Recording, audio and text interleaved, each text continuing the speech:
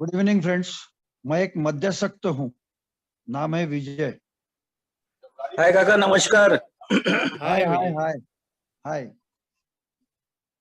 केवल ईश्वर की असीम कृपा, अल्कोहलिक्स एनोनिमस की सोहबत,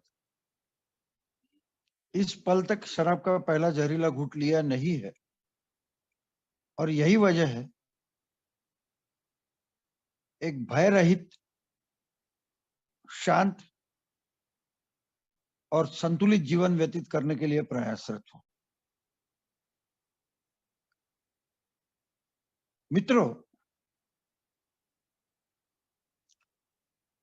जब अल्कोहलिक्स एनोनिमस में कदम रखा था तो मेरी जिंदगी बिल्कुल होपलेस थी। मैं मेरी ओर से जी जान से कोशिश कर रहा था कि मैं शराब छोड़ूं, लेकिन शराब मुझे छोड़े नहीं जा रही थी।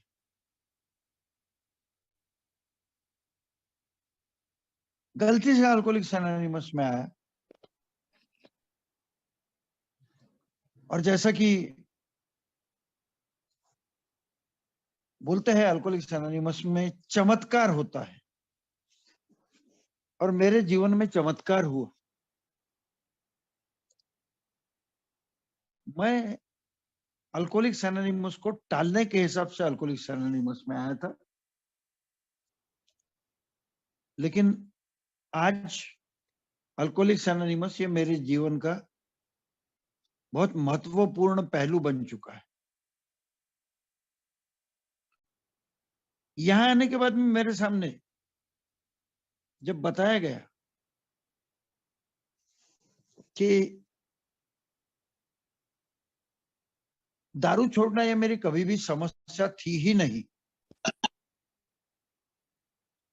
छोड़ी हुई दारू बार बार मेरे जिंदगी में जो आ रही थी वो मेरी मूलभूत समस्या थी।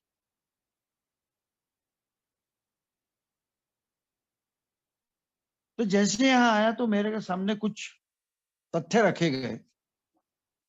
जैसा अभी सुधीर जी बात कर रहे थे, बिग बुक, बिग बुक का जो जीवन सुधार का कार्यक्रम मेरे सामने रखा गया है, बिग बुक पढ़ने के बाद में मेरे सामने 3 प्रश्न खड़े हुए थे कि मेरी मूलभूत समस्या क्या थी।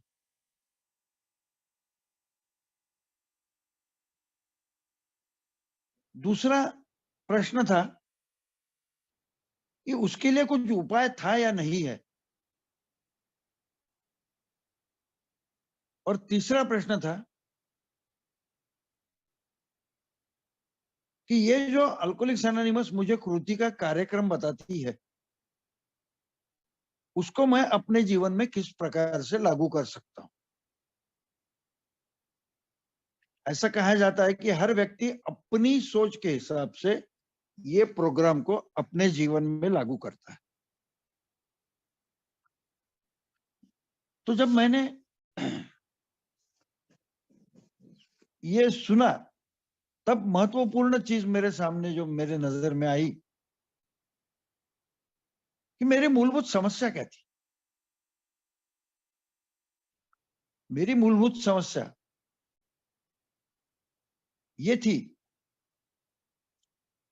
कि शराब मेरी समस्या बन चुकी है, ये मैं मान्य करने के लिए ही तैयार नहीं था। क्या मुझे पता नहीं था कि शराब बेकार है? शराब मेरे जीवन को तहस नहस कर रही है? क्या मुझे पता नहीं था कि शराब के कारण मेरे पारिवारिक रिश्ते खत्म हो रहे हैं? लेकिन मेरी मूलभूत समस्या जो थी कि शराब ये मेरी समस्या बन चुकी है, ये मैं मान्य करने के लिए ही तैयार नहीं था। Acceptance, my basic problem was acceptance. और जब यहां आने के बाद में मुझे बताया गया कि मुझे मद्यपान नाम की बीमारी हो चुकी है, पहली बार बताया जब मेरे को, तो जैसा कि एक मनुष्य स्वभाव होता है, उस हिसाब से मैं इस चीज के ऊपर भरोसा नहीं कर पा रहा था कि शराब ये भी पीना ये भी बीमारी हो सकती है। लेकिन एक बात यहां आने के बाद मुझे पता चली कि जिस प्रकार यदि मुझे खांसी सर्दी होती या अन्य कोई बीमारी होती तो मुझे बाहर किसी डॉक्टर के पास जाना पड़ता है। उसको जब मैं बताता हूं और वो मेरा परीक्षण करता है, निरीक्षण करता है, तब वो मुझे बताता है कि हाँ, आपको खांसी सर्दी की बीमारी हो चुकी है। यानी मेरे बीमारी का डायग्नोसिस मैं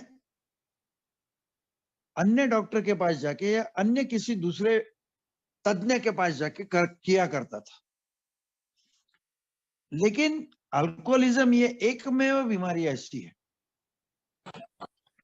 जिसमें ये बीमारी का डायग्नोसिस मुझे अपने आप करना है। मेरे लिए कोई ये डिसीजन लेने वाला नहीं है कि विजय बीमार है। मुझे जो सिम्टम्स बताए गए थे वो सिम्टम्स मेरे साथ लागू है कि या नहीं है, यह आइडेंटिफाई करना है। जैसा कि मुझे बताया गया है कि थोड़ी सी पीने के बाद में तू रुक नहीं सकता है, तो ये बात मेरे साथ वास्तविकता में लागू होती थी। बाद में मुझे बताया गया कि भले ही तू शरीर से दूर रहता है लेकिन mentally you are occupied with the thoughts of drinking. ये भी सिम्टम मुझे लागू हो रहा था। लेकिन मेरे में जो डिनायल का फैक्टर था, वो डिनायल का फैक्टर मुझे आसानी से ये बात मानने के लिए तकलीफ दे रहा था कि हाँ यार, तू भी इस बीमारी के चपेट में आ चुका है। तो मेरा जो प्रॉब्लम था, मूलभूत प्रॉब्लम था कि मैं ये एक्सेप्ट ही करने के लिए तैयार नहीं था कि मैं मात्रा में शराब पी पाऊंगा, क्योंकि वो जो मेरी मानसिक खिंचाव था शराब के प्रति, वो मुझे बार बार आड़े आ रहा था कि नहीं यार, तू जिंदगी का सबसे बड़ा आनंद खो देगा यदि तू शराब पीना रोकेगा। यानी मेरी सोच जो थी वो ये थी कि जिंदगी में बगैर शराब के एंजॉयमेंट हो ही नहीं सकता। लेकिन वो मेरी बहुत गलत सोच थी। तो जब मैंने ये बात अपने आप के साथ में कबूल की कि हाँ यार, मैं शराब पीने की काबिलियत खो चुका हूं। और दूसरी बात, यहां आने के बाद मुझे बताया गया था कि इवन दवाई के फॉर्म में भी अल्कोहल मेरे लिए घातक है। मैं दवाई को भी अल्कोहल यदि है तो मैंने प्राशन नहीं करना है, क्योंकि मेरी फिजिकल क्रेविंग फिर चालू होने वाली। तो ये जब एक्सेप्टेंस लेवल आता है, हालांकि एक बात मेरे को पता चली कि मेरे एक्सेप्टेंस के आड़े कौन सी चीज आ रही थी।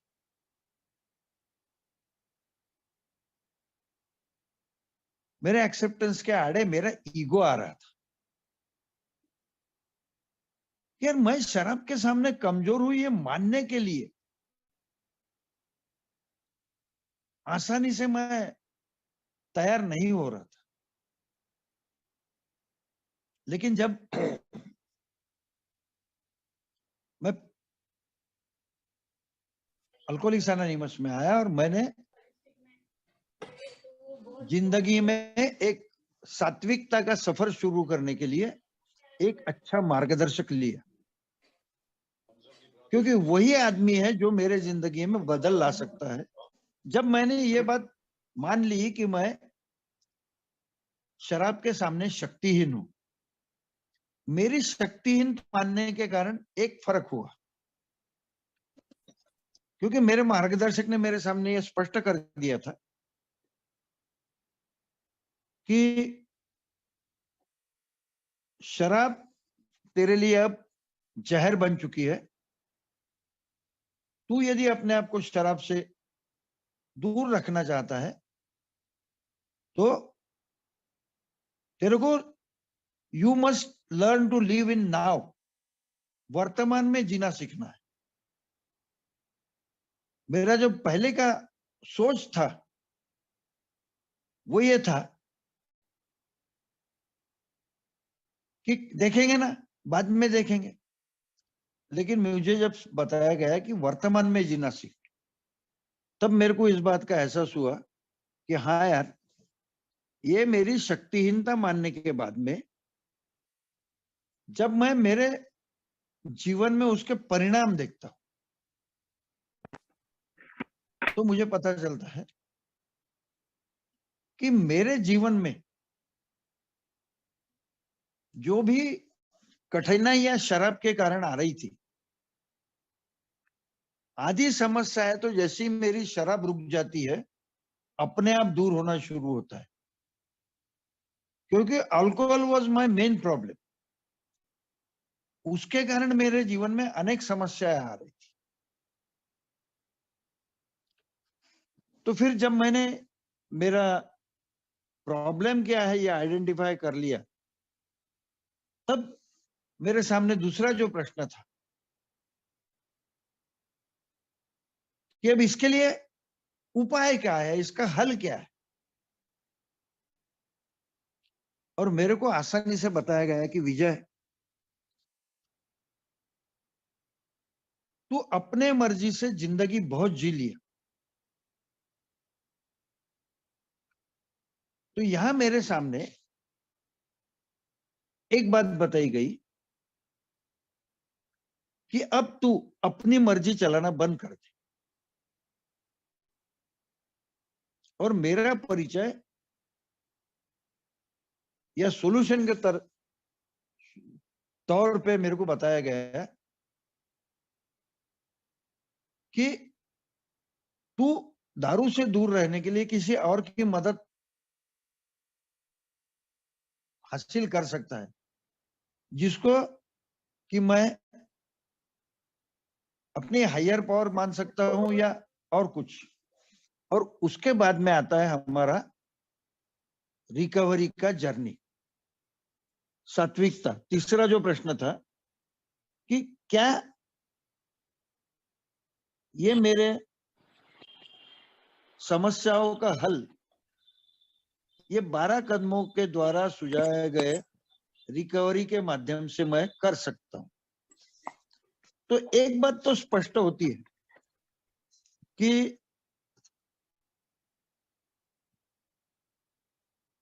पहले 3 जो कदम है,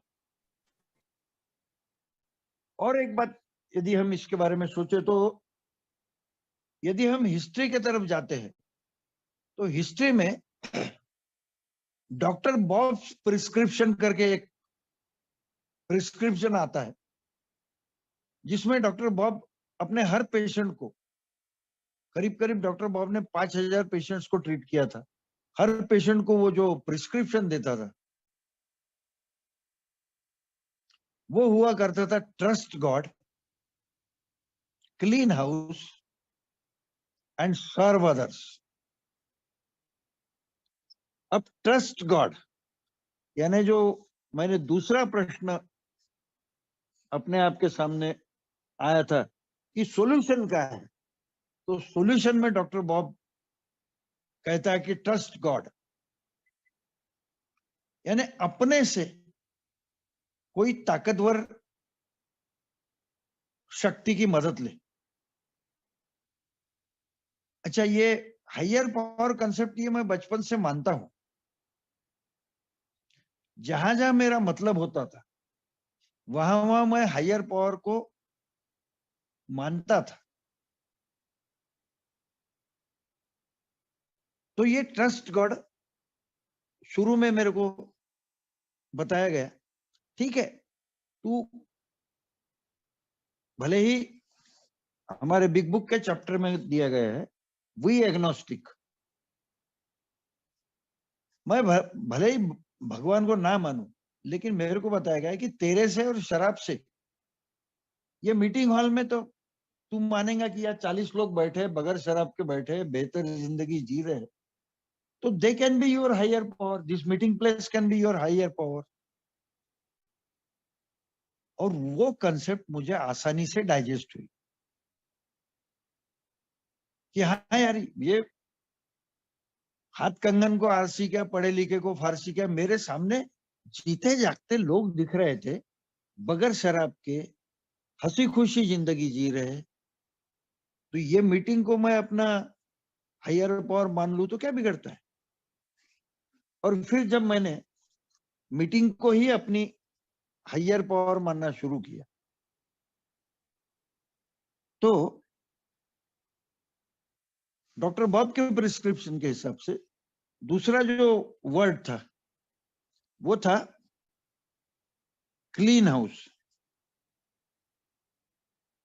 और ये क्लीन हाउस जो है वो हमारे step number 4 to step number 9 में आता है, क्लीन हाउस। और 10, 11, 12 सर्व अदर्स, तो ये पहले जो 3 स्टेप्स है रिकवरी के, वो स्टेप्स है मेंटल स्टेप्स।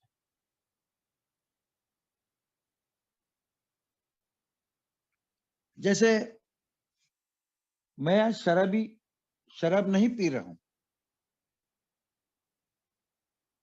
तो ये मैंने मान लिया कि मैं शराब के सामने कमजोर हूं। ये मेंटली मैंने मान लिया है कि हाँ, मैं शराब नहीं पी सकता, मैं शराब के सामने कमजोर हूं।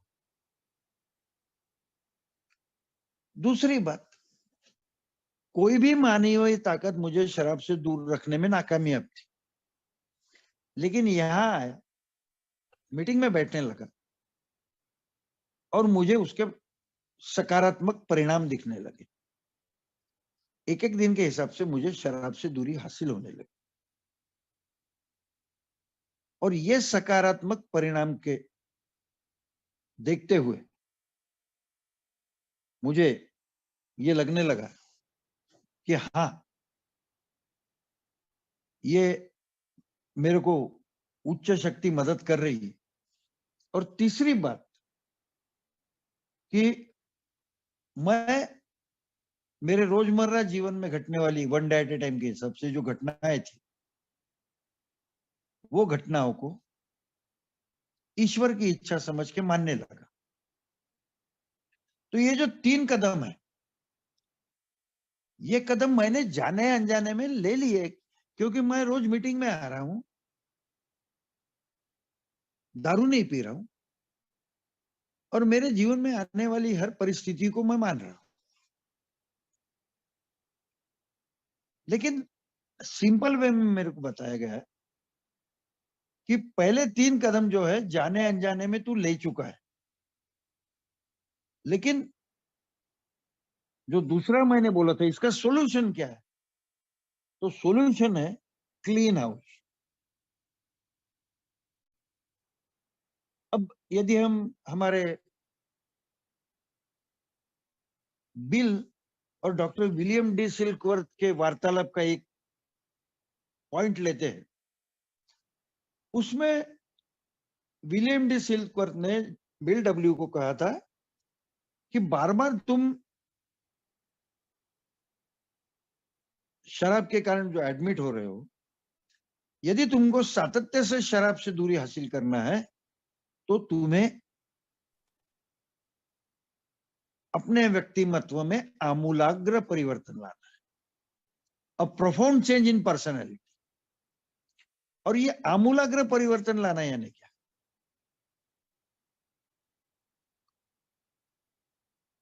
Total personality change. जब मैंने इसके बारे में मेरे मार्गदर्शक से बात की। तो मैंने जैसे शुरू में ही कहा कि यदि सात्विकता यानी क्या था, अनरफल्ड स्टेज ऑफ माइंड, यानी किसी भी परिस्थिति में मन विचलित ना होना, चाहे गम आए चाहे खुशी आए, अपने दिमाग का संतुलन बनाए रखना बिना तनाव के। और वो यदि हासिल करना है मुझे, तो मुझे मेरा अपने आप के साथ परिचय होना जरूरी है। इसलिए स्टेप 4 टू स्टेप 9 इसको कहा गया एक्शन स्टेप्स, यानी यहां से मेरी कृति की शुरुआत होती। अल्कोहलिक्स एनोनिमस में एक घोष वाक्य हम बार बार सुनते, action is a magic word. और मैं जब चौथे कदम से आगे अपना सफर शुरू करता हूं, तब मैं ये देखता हूं मेरा जो कंप्लेनिंग नेचर था दुनिया के प्रति, मेरे जो ड्रिंकिंग के मैं एक्सक्यूजेस देता था, I always used to blame others for my drinking. जब मैंने ये एक्शन प्रोग्राम के ऊपर फोकस करना शुरू किया, तो मुझे पता चला कि यदि मुझे बेहतर जिंदगी जीना है, तो इस प्रक्रिया से अपने आप को गुजारना इज ए मस्ट। भले ही अल्कोहलिक्स एनोनिमस कहती है कि 12 सजेस्टेड स्टेप्स ऑफ रिकवरी, लेकिन मेरे जैसे शराबी के लिए वो मस्ट है। मैं ऐसा नहीं बोल सकता कि मैं हार्ट पेशेंट हूं और डॉक्टर ने मेरे को सजेशन दिया कि 5 मंजिल तक सीढ़ी नहीं चढ़ना है। अरे डॉक्टर ने तो सजेशन दिया है, मैं चढ़ूंगा। यदि मैं चढ़ूंगा तो फिर से मेरे को हार्ट अटैक आएगा। वैसा ही ये है, यदि मैं लाइटली लूंगा कि भाई ये 12 कदम जो है ना वो सजेस्टेड है, तो मैं खाली शराब से दूरी हासिल करूंगा।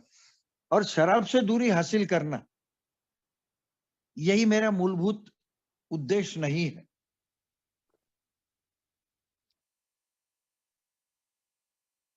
क्योंकि हैप्पी जॉयस लाइफ यदि मुझे जीना है, तो मुझे 4 से 9 करना ही करना है।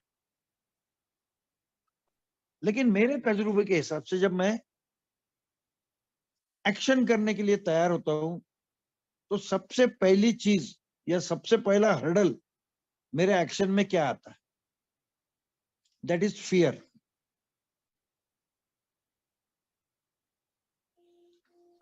यदि मैं ने जो अपने जिंदगी में गलत हरकतें की है, वो दुनिया को पता चली, तो दुनिया मेरे बारे में क्या समझेंगी, ये सोच को लेके मैं पहले ही घबरा जाता हूं। और मेरा पहला तजुर्बा था, जब पेन और कागज लेके बैठा था मैं, तो मैंने लगा यार ये साला इतना करूंगा तो लोग मेरे को गलत नजर से देखेंगे। और मेरे जैसा शराबी तो दोहरा व्यक्तिमत्व जीने वाला व्यक्ति होता है। दुनिया को बताने के लिए गुड़ी गुड़ी, और अंदर से डार्क। वो हमने एक पिक्चर भी देखा है इसके बारे में, जैकेल एंड हाइड। दिन की रोशनी में मेरा चेहरा अलग, और जब मैं अपने आप को अंदर झांक के देखता हूं तो मेरा चेहरा अलग। और वो डरावना चेहरा जिसने मेरी रातों की नींद हराम कर दी थी, क्योंकि ऐसी कई चीजें थी जो लिखने के नाम से ही मेरे हाथ थरथर आ जाते थे। तो मुझे बताया गया, जब मैं ये समस्या को लेकर अल्कोहलिक्स एनोनिमस में एक बात और कही गई, खुला मन होना है। जहां जहां मेरे को अड़चन आती है, मैं बिना संकोच के मेरे मार्गदर्शक के पास जाके बैठता था, और मैं उसके पास जाके बैठा और उससे पूछा कि भाई ये सारा लिखना क्या जरूरी है क्या? तो लिखने के प्रोसेस में उसने मेरे को बताया कि भाई तू यदि लिखेगा तो वो जो एक्टिविटी है वो एक तो तेरे मेमोरी में रिकलेक्ट होंगी, दो तू हाथों से लिखेगा तो तेरे नजर के नीचे से जाएंगी, और तू पढ़ेगा तो ये तेरे लिए फायदेमंद हो सकता है।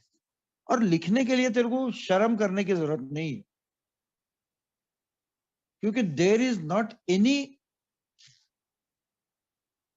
Wrong thing which you have invented. यानी दुनिया में ऐसी कोई भी गलत चीज नहीं है जो तूने ही इजाद की है, यू हैव इन्वेंटेड। तेरे पहले दुनिया में किसी ना किसी ने वो चीज की हुई है। So you should not be ashamed of it, क्योंकि अब तेरे को तेरे दिल का वो बोझ हटाना है, जिसके कारण तेरे रातों की नींद में खलल पड़ती थी, वो खलल पड़ना बंद हो जाएगा, और रात को तू एक पीसफुल, काम, क्वाइट नींद का आनंद ले सकेगा। जब ये बात उसने मुझे बताई, तो और एक बात ख्याल आती है कि यदि ये बीमारी की बात करें हम, तो कहा जाता है कि अल्कोहल इज इन द बोतल एंड इज्म इज इन मी। अहम, मैं। तो जब मैं सेल्फ इन्वेंट्री लेना चालू करता हूं, तो एक बात नजर में आती है कि 3 S के अराउंड मेरी जिंदगी रिवॉल्व होते रहती है। इज्म में का S सेल्फ, दूसरा सेक्स, और तीसरा सिक्योरिटी। तो ये 3 चीजों को देखें, मैं यदि अपनी जिंदगी को खंगालना शुरू करता हूं, तो मुझे पता चलता है कि मैं 100% स्वार्थी आदमी था। और मेरे को बताया गया, हमारे जो 4th स्टेप में 2 इंपॉर्टेंट वर्ड्स है जिसको हम गंभीरता से नहीं लेते, लेकिन वो गंभीरता से लेना जरूरी है। वो है फियरलेस, किसी भी भय से रहित, और दूसरा सर्चिंग, खोज खोज के इसलिए कि सारी बातें मेरे को एकदम से याद आने वाली नहीं है। कुछ बातें अभी याद आएंगी, कुछ बातें 2 महीने बाद याद आएंगी। तो मेरे को मेरे एक मित्र ने प्रश्न पूछा था 4th स्टेप के बारे में, कि 4th स्टेप कब लेनी चाहिए, चौथा कदम कब करना चाहिए, क्योंकि उसके बगैर तो मेरी रिकवरी नामुमकिन है। तो जब भी मेरे को दिल से लगता है कि मैं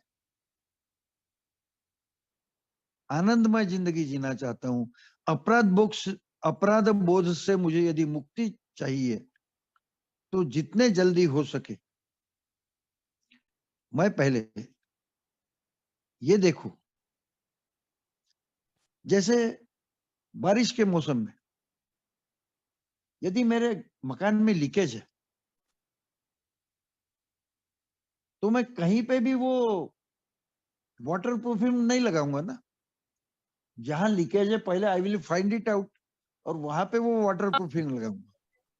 उसी प्रकार मेरे जो डिफेक्ट्स है वो यदि मुझे एग्जैक्ट पता चले, और ये बीमारी को बताते वक्त और एक बात बताई जाती है कि it's a disease of emotions, यानी मेरे भावनाओं की बीमारी है। और जब हम शराब से दूरी के लिए आत्मशुद्धि की प्रक्रिया में अपने आप को गुजारना शुरू करते हैं, तो ये बात जरूरी है कि इसके लिए मुझे कठोर प्रयास करने पड़ते हैं, क्योंकि बहुत सारी चीजें ऐसी है जो सोच के भी मैं थर्रा उठता था।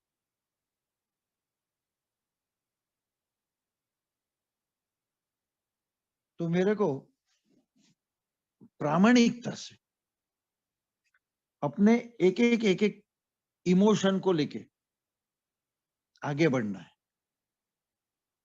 छोटी छोटी बातें यदि हम देखें, वैसे तो बिग बुक में 7 बिग सिंस बोला है, प्राइड उसके नंबर 1 पे दिया है, लेकिन बाकी मेरे जो कैरेक्टर डिफेक्ट्स है उसके कारण मेरे परिवार में कम्युनिकेशन रुक गया था, क्योंकि मैं घर का मुखिया करके मेरे ही आदेश घर में चले, डिक्टेटरशिप जो बोलते, वो मेरा स्वभाव बन चुका था। और उसी के तहत मैं घर में अपनी ही बातें चले, इसके लिए अपनी हेकड़ी हाँकता था। और मेरे को जब पता चला कि मेरे बीच में कुछ चीजें ऐसी है जिससे छुटकारा पाना मेरे लिए बहुत जरूरी है, और उसमें से एक है रिजेंटमेंट और एंगर। हमारे बिग बुक में बोला गया है कि anger is our number 1 offender. और ये बात सही है। जब मैं अपनी 4 स्टेप इन्वेंटरी में देखता हूं तो 100 में से 80 टाइम तो मैं क्रोध के कारण ही शराब पीने गया था। और दूसरी बात, हमारा रिजेंटमेंट। लेकिन एंगर की एक परिभाषा मैंने पढ़ी थी जो मुझे बहुत अच्छी लगी, जो मैं बार बार अपने लिए रिमाइंड करते रहता हूं कि anger is a punishment of others mistake given to my own self. यानी क्रोध ये दूसरे के गलतियों की अपने आप को दी हुई सजा है। फॉर एग्जाम्पल, मेरा बच्चा पढ़ाई नहीं कर रहा, गलती उसकी है, लेकिन मैं क्रोधित होता हूं तो क्या होता है, मैं मेंटली अपसेट हो जाता हूं, मेरा बीपी रेज हो जाता है, मैं गाली गुप्तार करने लगता हूं। ये आत्मपीड़ा नहीं तो क्या है? दूसरे के गलती के लिए मैं अपने आप को पीड़ा क्यों दूं? उसके बजाय यदि मैं कम्युनिकेट करता हूं, यदि मैं उसको समझा के बताता हूं कि बेटा पढ़ाई करना ये तेरे बेहतरी के लिए अच्छा है, तू पढ़ाई करेगा तो ठीक है।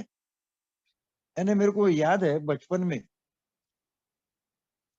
मेरी बच्ची जब पढ़ाई नहीं करती थी, हालांकि मैं ए में आ चुका था, पढ़ाई नहीं करती थी, तो मैं उसको बोलता था बेटा पढ़ाई नहीं करना है ना तेरे को मत कर। तो मैं एक काम करता हूँ, अपने घर में भांडे बर्तन धोने के लिए जो बाई आती उसके साथ तेरी ड्यूटी लगा देता हूँ, उसके साथ तू घूमते जा और लोगों के भांडे बर्तन साफ करते जा। तेरे को पढ़ाई करना नहीं है तो तू कमाई करना शुरू कर दे। तब उसको अपने गलती का एहसास होता था। यानी जब तक कि मैं अपने और सामने वाले व्यक्ति के बीच में यदि वार्तालाप नहीं करूंगा तो सामने वाले को उसके गलतियों का एहसास होने वाला नहीं है। तो ये रिजेंटमेंट मेरे को बार बार तकलीफ देता था। रिजेंटमेंट को मैं ये कह सकता हूं दूसरे शब्दों में कि रिजेंटमेंट ये मेरे जीवन में मैंने मेरा जीवन किस प्रकार से नियंत्रित करना है, वो जिसके प्रति मैं रिजेंटफुल हूं उसके हाथ में अपने जीवन का रिमोट कंट्रोल दिया। और जैसा जैसा वो रिमोट कंट्रोल दबाता है वैसा वैसा मैं मेरी जिंदगी को बेचैन बनाते जाता हूं। मेरे को अभी ये में आने के बाद में ये लोगों के वार्तालाप में दिखता है। हमारे एक मित्र है, जब हम शाम को पार्क में घूमते हैं तब उसको हमेशा मैं देखता हूं वो एक व्यक्ति के प्रति रिजेंटफुल है और उसका नाम निकला कि उसका चेहरा लाल पीला हो जाता है, बड़ा आवाज हो जाता है और ये करता है वो करता है। मैं उसको बोलता हूँ why you carry this man in your head. Alcoholics anonymous में मेरे को डिटैच इमोशंस के बारे में बताया गया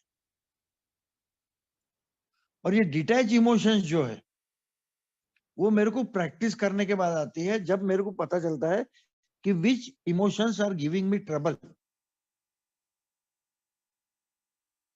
और फिर जब मैं अपने आप को खोजना शुरू करता हूं तो मेरे को पता चलता है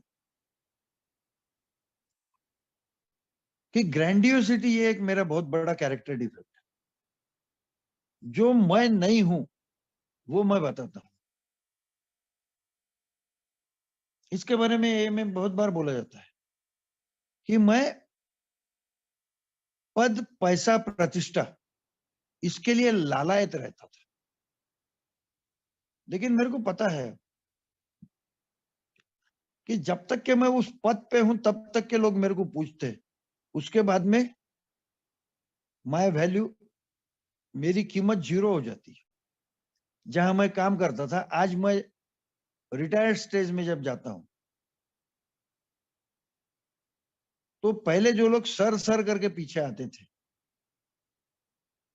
वो नजरअंदाज कर देते। मेरे को ये मेरे जीवन की वास्तविकता है और ये मेरे को रिकवरी प्रोग्राम ने सिखाया कि you have to accept the reality of your life. No, you are no more in the chair.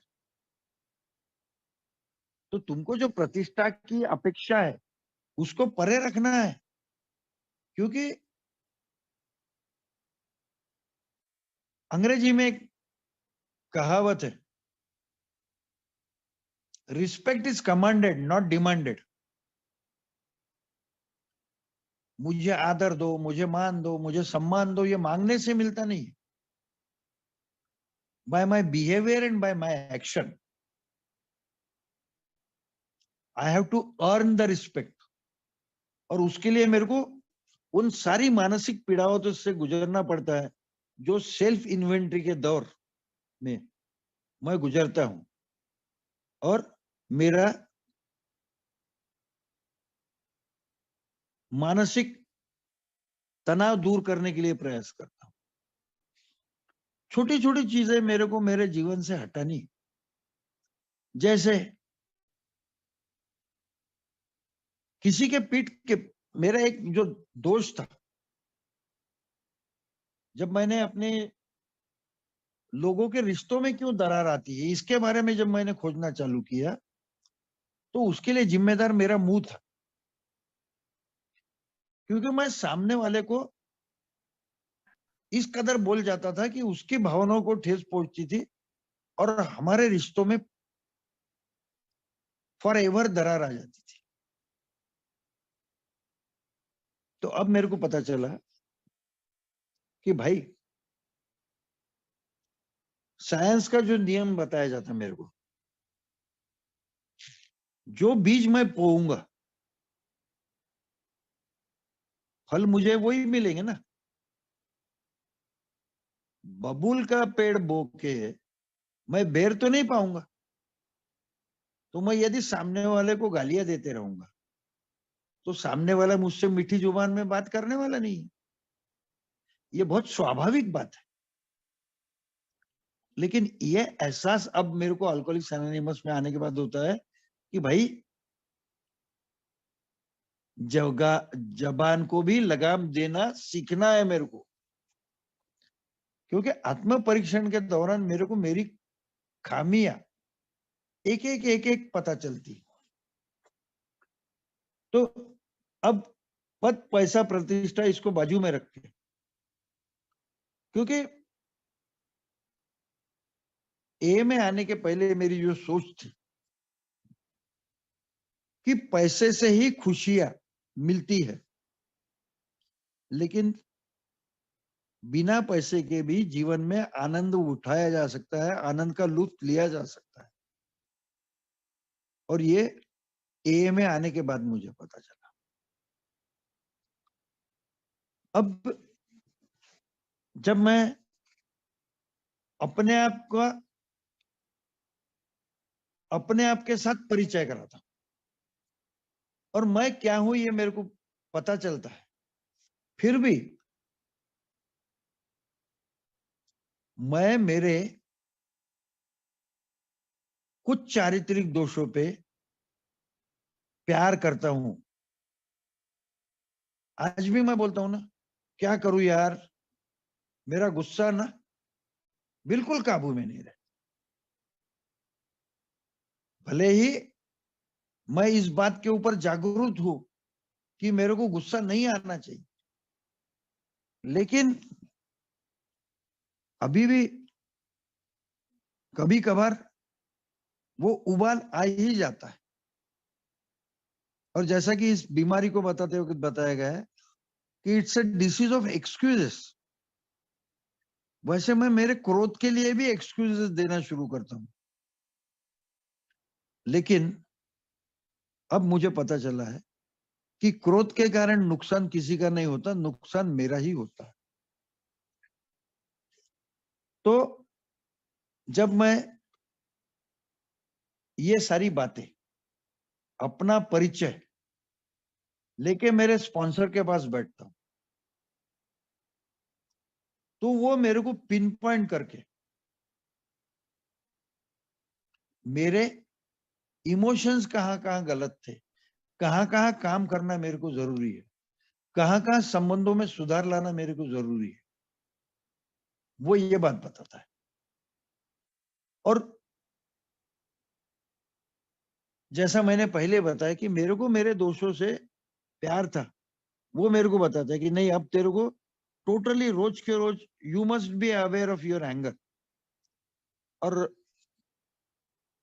जब मुझे गुस्सा आता है तो मेरे को वो प्लेस छोड़ देना है जहां पे मेरे को ऐसा लगता है कि मैं क्रोधित होऊंगा, उसके कारण मैं अपने क्रोध को कुछ शांत कर सकता हूं। तो ये जब मैं दूसरे के साथ वार्तालाप करता हूं तो मेरे को वो जो बोलते हैं ना कि अंजन डालना, आंखों में अंजन डालना, मेरा मार्गदर्शक मेरे आंखों में अंजन डालता है कि भैया यहाँ यहाँ तेरे को अपने आप में सुधार करने की जरूरत है। जैसा कि एक मूर्तिकार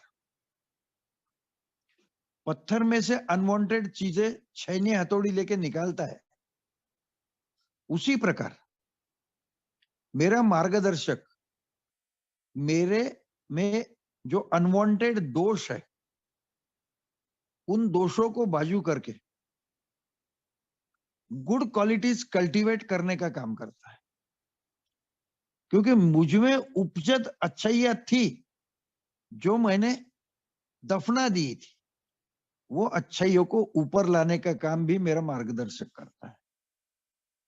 अब मैं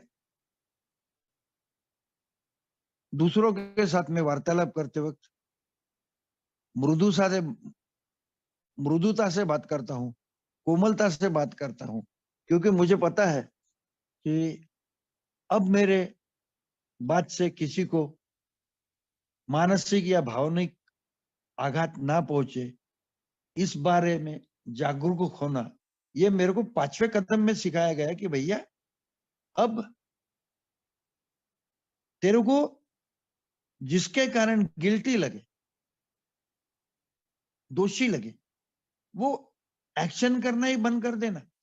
यदि मैं दूसरे को भला बुरा कहूं तो मेरे को तो गिल्ट फीलिंग आएगा ही, जब मेरे को रियलाइज होगा कि मेरे बोलने के कारण एक मेरा अच्छा दोस्त मुझसे टूट चुका है, तो मुझ में वो सेल्फ पिटी आने वाली है, यानी तकलीफ मेरे को ही होने वाली है आत्मकरुणा की।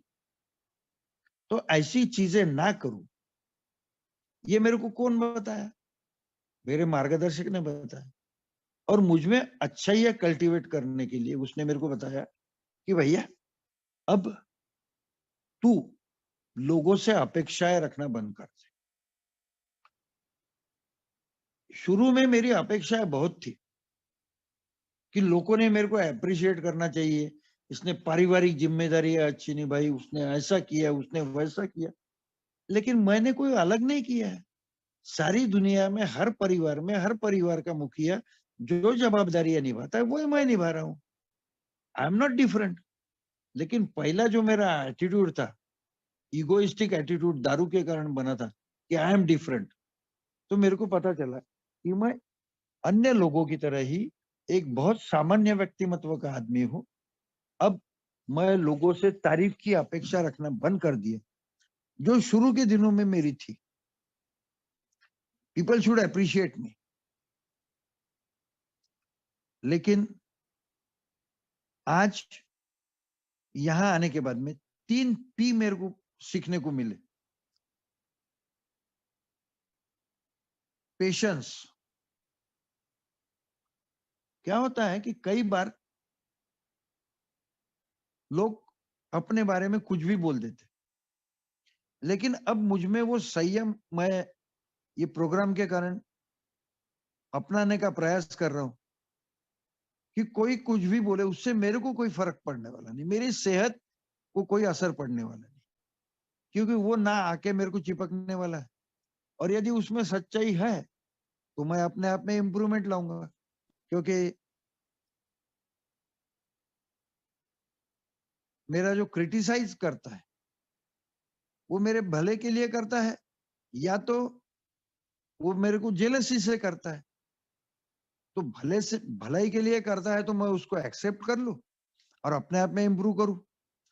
और यदि वो अनवांटेड क्रिटिसाइज करता है, जेलसी से करता है, तो उसको ignorance is the best policy in the life. ऐसे लोगों को यदि मैं नजरअंदाज करता हूं तो मेरे सेहत पे कोई फर्क नहीं पड़ता कौन क्या बोलता है मेरे बारे में। दूसरा पी है परस्यूरेंस, सातत्य। एक एक दिन के हिसाब से मेरे को अपने आप में बदलाव लाना है, तो ये सातत्य मेरे को रखना है। और फिर ये सातत्य रखते के रखते तीसरी बात जो मेरे को बताई है वो practice. To practise all these affairs in my life, all these principles in my life. और प्रिंसिपल्स क्या है? To make changes in me. जब मैंने ये देखा कि दुनिया बदलने वाली नहीं है, दुनिया अपनी राह चलेंगी, लेकिन मैं यदि अपना दुनिया की तरफ देखने का नजरिया बदलूं। पहले मुझे दुनिया मतलबी लगती थी, पहले मुझे दुनिया स्वार्थी लगती थी, लेकिन जब मैंने मेरा नजरिया बदला दुनिया की तरफ देखने का, तो मैंने पाया कि दुनिया में बहुत अच्छे लोग हैं, मेरा भला चाहने वाले लोग हैं। यदि मेरा भला चाहने वाले लोग नहीं होते दुनिया में, तो वो मुझे बार बार मेरे पीने के बारे में टोकते नहीं, क्योंकि उनको मेरे से प्यार था, लगाव था, अपनापन था। इसलिए तो बार बार वो मेरे पीने को लेके मेरे को बोलते थे कि अरे भाई बंद कर दे तू, ये तेरी जिंदगी बर्बाद हो रही। लेकिन वो लोग मेरे को दुश्मन लग रहे थे। लेकिन जब मेरे आंखों का चश्मा हट चुका है, लोगों के तरफ देखने का नजरिया बदल चुका है। तब मुझे पता चला कि लोग अच्छे हैं, लोग प्यार करने वाले हैं। मैं ही लोगों को गलत तरीके से सोचता था लोगों के बारे में। अब मैंने अपने सोच में बदलाव लाया, तो उसके कारण अब मेरे को दुनिया अच्छी लगने लगी। उसी प्रकार जब अल्कोहलिक्स एनोनिमस में आया, तो मेरे को बताया गया कि विजय, दुनिया बदलने वाली नहीं है, तेरे को अपने आप को बदलाना है। तेरे को अपने आप में के जो दोष है, वो दोष दूर करने हैं। और इसके लिए मेरे को बताया गया कि मुझ में नम्रता लानी जरूरी है। मेरा जो एरोगेंस था, वो एरोगेंस को बाजू में रख के, क्योंकि यहाँ बताया गया है कि humility is the virtue of, is the mother of all virtues, यानी नम्रता ही सारे सद्गुणों की जननी है। और यदि मैं अपने आप में नम्रता लाता हूं, तो 99.99% मेरे लोगों से संबंध खराब होना बंद हो जाता है। और वो 0.01 भी जो होता होगा समझो, तो मेरे अड़ेल रवैये के कारण होता है। ये अब मैं सोचता हूं।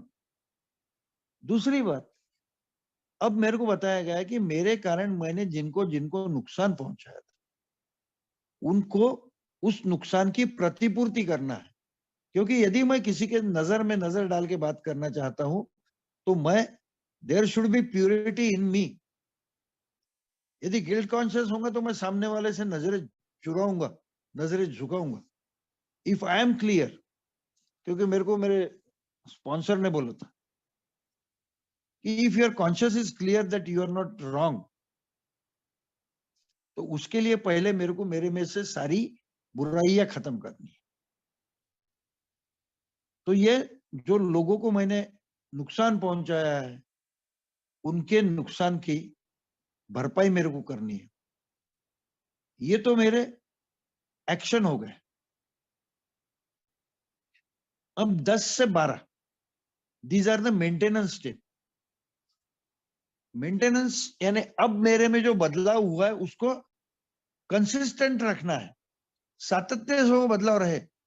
ऐसा ना हो कि कुछ दिन अच्छा आदमी बनूं, फिर वही मेरे पुराने दोष मेरे ऊपर हावी होने का प्रयास करे। इसलिए मेरे को ये अपने आप में मेंटेन करने के लिए अपने रोज के जीवन की, रोजमर्रा जीवन की खोजबीन करना जरूरी है। क्योंकि I am a human being, और ये मेरी एक जमाने की प्यारी कहावत थी, टू आर इज ह्यूमन। गलतियां करना ये मनुष्य का स्वभाव धर्म है। लेकिन अब एएमए आने के बाद में इस सात्विकता के सफर में चलते वक्त, अब जितने कम से कम गलतियां मेरे से हो, कल जिसका मैंने दिल दुखाया, उसका आज दिल ना दुखाऊं।